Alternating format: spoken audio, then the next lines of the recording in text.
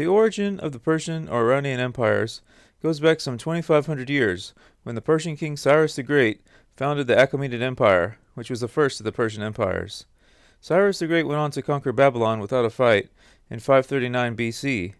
Cyrus also allowed the Jews to return home to Judea from their exile in Babylon and encouraged them to rebuild the temple in Jerusalem. See Ezra chapter 1 verses 1 through 8. Cyrus died in battle in 530 BC while fighting the Massagetæ, another Persian tribe who inhabited the steppes of Central Asia. Several years after Cyrus, Darius I became the third Persian king of the Achaemenid Empire. During his reign, Darius began to build the city of Persep, which the Greeks would later call Persepolis, meaning city of the Persians. Darius, it seems, ruled the Achaemenid Empire quite well. Tablets discovered in Persepolis reveal how complex and sophisticated the governing system was that Darius established.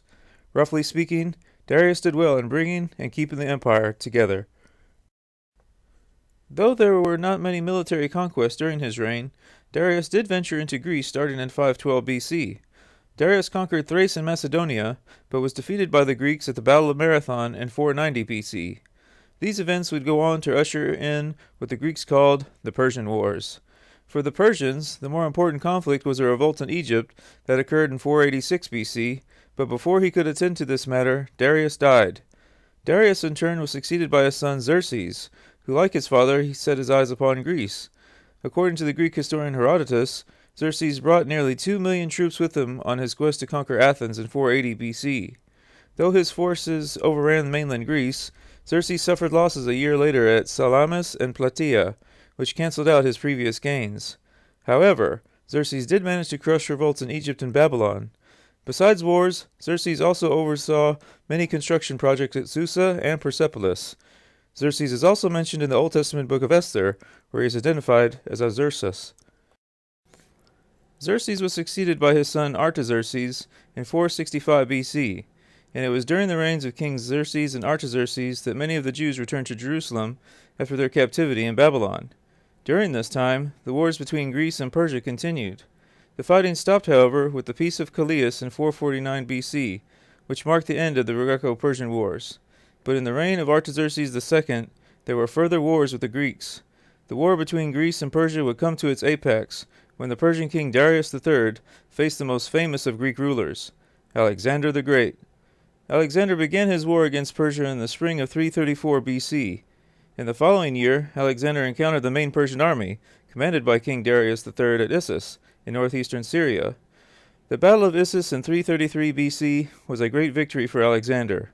Then, in 330 BC, Alexander forced his way to Persepolis, the Persian capital.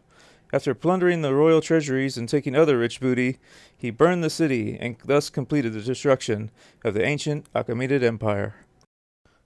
Spiritually speaking, Iran gave birth to a man who founded a religion that is still practiced to this day, even after 2,500 years.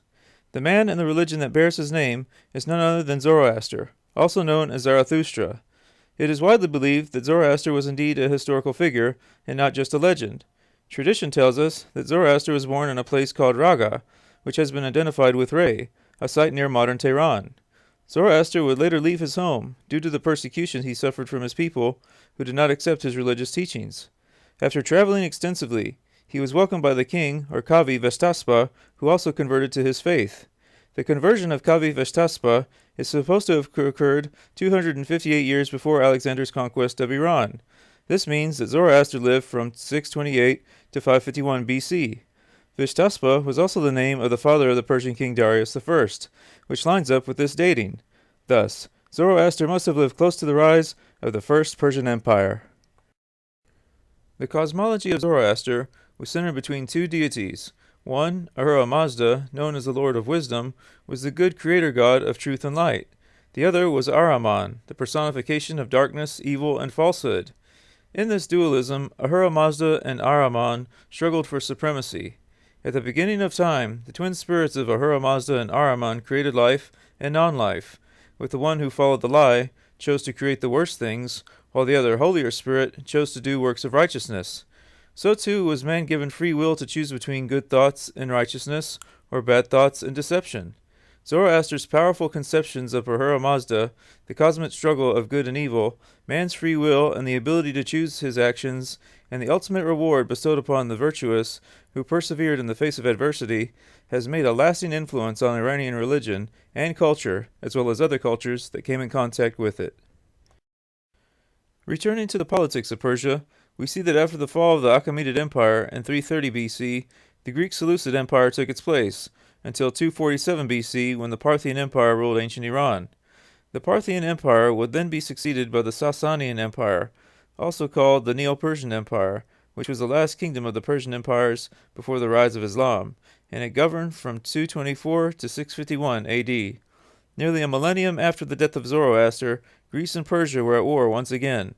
Now at the time of this Persian invasion, beginning in the 7th century AD, Greece was now Christian, and had expanded into what was known as the Byzantine Empire, and had incorporated several other states under its umbrella which were not ethnically Greek.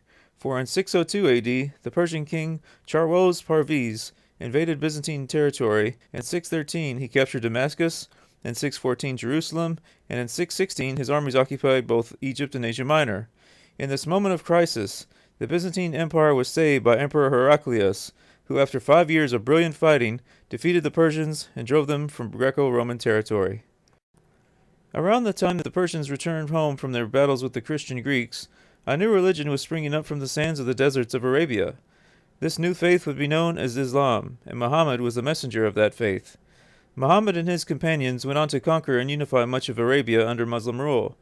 After the Muslim conquest of Persia in 651 AD, the fall of the Sasanian Empire of Iran followed, and as a result, the Zoroastrian religion also fell into decline.